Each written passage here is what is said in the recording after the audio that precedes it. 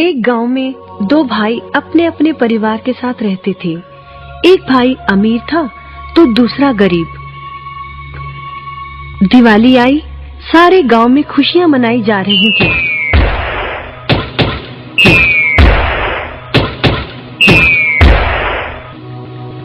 परंतु छोटे भाई के पास तो खाने लायक भी कुछ नहीं था। वह बड़े भाई के पास मदद मांगने गया। बड़े भाई ने दुत्कार कर बैरंग वापस भेज दिया। बेचारा उदास लौट रहा था कि रास्ते में एक बूढ़ा दिखाई दिया। बूढ़े के पास लकड़ियों का एक बड़ा सा गट्ठर था। बूढ़े ने उससे पूछा, क्या बात है बेटे, बहुत उदास हो? दिवाली पर तो खुश होना चाहिए। काहे की दिवाली ताऊ, मेरे भाई ने भी मेरी मदद नहीं की। मेरा परिवार भूखों मर रहा है और मैं कुछ नहीं कर पा रहा। यदि तुम मेरी मदद करो, इन लकड़ियों के गट्ठर को मेरे घर पहुंचा दो, तो मैं तुम्हें जो दूंगा उससे तुम अमीर हो जाओगे। छोटा बूढ़े के पीछे चलता हुआ लकड़ियों के गट्ठर को उसके घर छोड़ आया।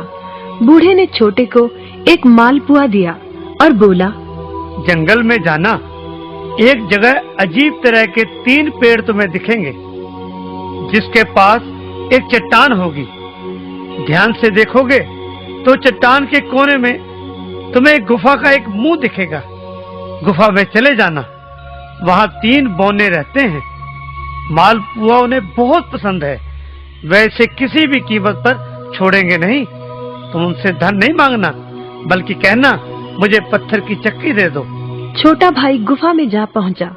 उसके हाथ में मालपुआ देखकर एक बौना बोला, ये मुझे दे दो, मैं तुम्हें इसके बदले में जो कहोगे दे दूंगा। छोटा बोला, मुझे बस अपनी पत्थर की चक्की दे दो। चक्की लेकर छोटा जैसे ही चलने लगा, बौना बोला, इसे मामूली चक्की ना समझना। इसे घुमाने पर तुम जो मांगोगे इसमें से निकलता रहेगा। इच्छा पूरी होने पर इस पर लाल रंग का कपड़ा डाल देना, सामान बनना बंद हो जाएगा। चक्की लेकर छोटा भाई घर पहुंचा। पत्नी और बच्चे भूखे थे। उसने कहा, यहाँ पर एक कपड़ा बिछाओ। कपड़ा बिछाकर चक्की उसके ऊपर एक किनारे रखकर छोटे ने चक्की चलाई और बोला, चक्की चक्की चावल निकाल।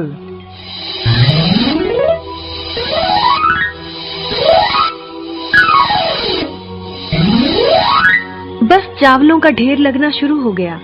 लाल कपड़े से चक्की को ढककर छोटे ने फिर कपड़ा हटाया और दोबारा चक्की चलाकर बोला, चक्की चक्की दाल निकाल।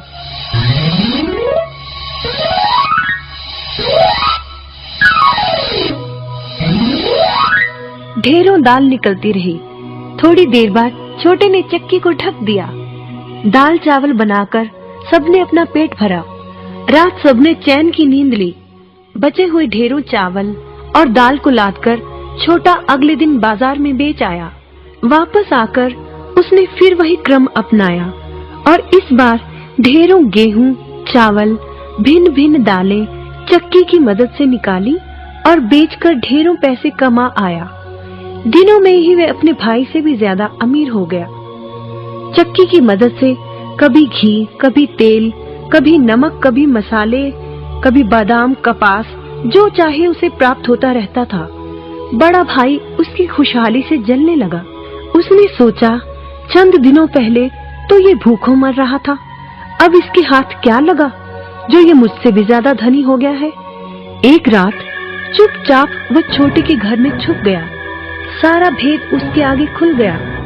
अगले दिन जब छोटा बाजार सामान बेचने गया था, तो बड़ा भाई छोटे के घर पहुंचा और उसके घर से चक्की चुरा कर ले आया और अपने परिवार को लेकर दूर कहीं टापू में जाकर बसने के इरादे से घर से चल पड़ा। समुद्र किनारे पहुंचकर उसने एक नाव खरीदी। सभी उसमें बैठ गए और नाव में बैठकर टापू की ओर चल दिए। उसकी पत्नी हैरान थी कि एक बेकार सी चक्की लेकर उसका पति सारा घर बाहर छोड़कर हम सबको लेकर कहाँ जा रहा है। बड़े भाई ने पत्नी की जिज्ञासा शांत करने के लिए चक्की को घुमाया और बोला, चक्की चक्की नमक निकाल।